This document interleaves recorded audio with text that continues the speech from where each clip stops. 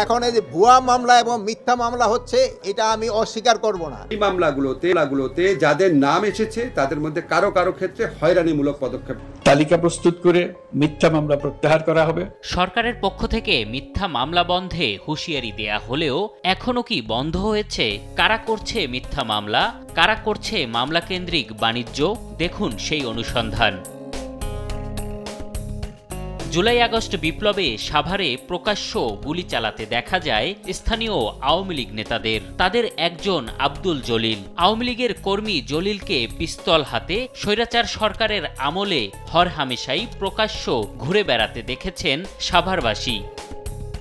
ছাত্র জনতার উপর প্রকাশ্য ব্রাশ ফায়ার করা আওয়ামী লীগ কর্মী সেই আব্দুল জলিলই রূপ বদলে সাভারের ছাত্র ইয়ামিন হত্যা মামলার বাদী। মামলার এজাহারে আওয়ামী লীগ কর্মী জলিল প্রতারণার আশ্রয় নিয়ে নিজেকে ইয়ামিনের স্বজন দাবি করে নামে বেনামে আসামি করে ফাঁসায় সাধারণ মানুষকে।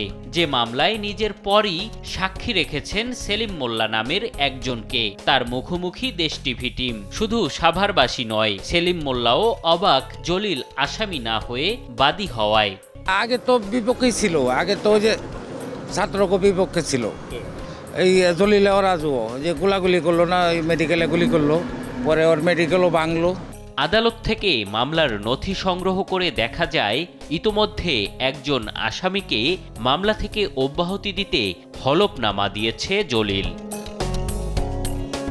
বিষয়টি জানতে আসামিদের স্বজনদের সঙ্গে কথা বলতে গেলে বেরিয়ে আসে থলের বিড়াল।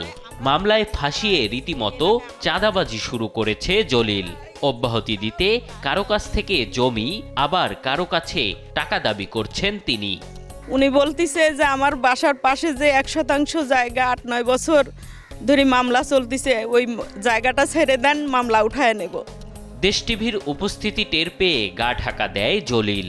মুঠোফোনে জানান প্রশাসনের কথায় অন্যের অস্ত্র নিয়ে শখে ছবি তুলেছিলেন তিনি। শখের বিনিময়ে আমাকে তখনকার প্রশাসন বৈধ অস্ত্র দিয়ে আমাকে ছবি তোলাইয়া, তাও আমি শখ করে তুলে ফেলাইছিলাম। সেই ছবি দিয়ে আমারে মিথ্যা মামলায় আওয়ামী লীগের নেতাকর্মীদের নির্দেশে আমাকে গ্রেপ্তার করে। সাভার জুড়ে এমন মামলা বাণিজ্যে মেতেছে আরও অনেকে। রাসেল গাজী হত্যার ঘটনায় মামলা করেছে সাহেব আলী নামের অজ্ঞাত একজন, যাকে চেনেই না রাসেলের পরিবার। দফায় আর কি অনেক লোকে আসছিল, তারা আমাদের হয়ে তারা মামলা করবে, কিন্তু আমরা রাজি হইনি। তারা অনেকে বলছিল যে মামলা করলে টাকা দিবে বা এরকমও অনেকে বলছিল, কিন্তু আমরা ওতে রাজি হইনি। আমরা এই শহীদ রাসেল গাজীর পরিবারের পক্ষ থেকে কোনো কিছু জানি না। আপনাদের মাধ্যমে আমরা জানতে পারলাম যে তার নামে মামলা হয়েছে।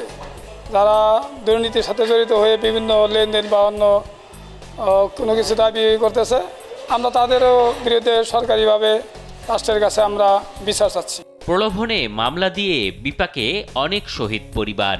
শহীদ মেহেদি হাসানের বাবা বাচ্চু সরকারকে দিয়ে 80 জনের বিরুদ্ধে মামলা করিয়ে লাপাত্তা একটি চক্র।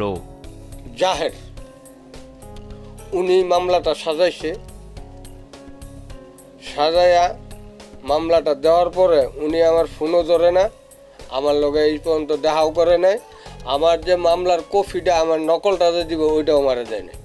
ঢালাও বা মিথ্যা অভিযোগ দিয়ে মামলা ফৌজদারি অপরাধ উল্লেখ করে পুলিশ বলছে বেশ কয়েকজনকে গ্রেপ্তার করা হলেও লাগাম টানা যায়নি চক্রগুলোর।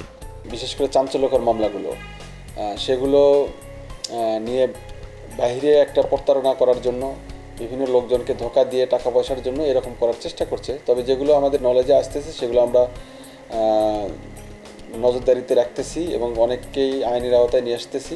আলোচিত ইয়ামিন হত্যার বিচার দাবিতে তার মামা বাদী হয়ে মামলা করলেও একই ঘটনায় আরেকটি মামলা দিয়ে রমরমা বাণিজ্য করছে জলিল।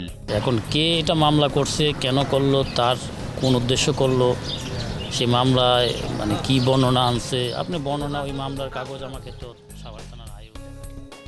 জুলাই আগস্ট বিপ্লবে শহীদদের রক্তের দাগ না শুকালেও নামে বেনামে মামলা দিয়ে বাণিজ্য শুরু করেছে একাধিক চক্র, যা ছাত্র জনতার আত্মত্যাগকে প্রশ্নবিদ্ধ করার পাশাপাশি সঠিক অপরাধীদের বিচারকেও বাধা সৃষ্টি করছে।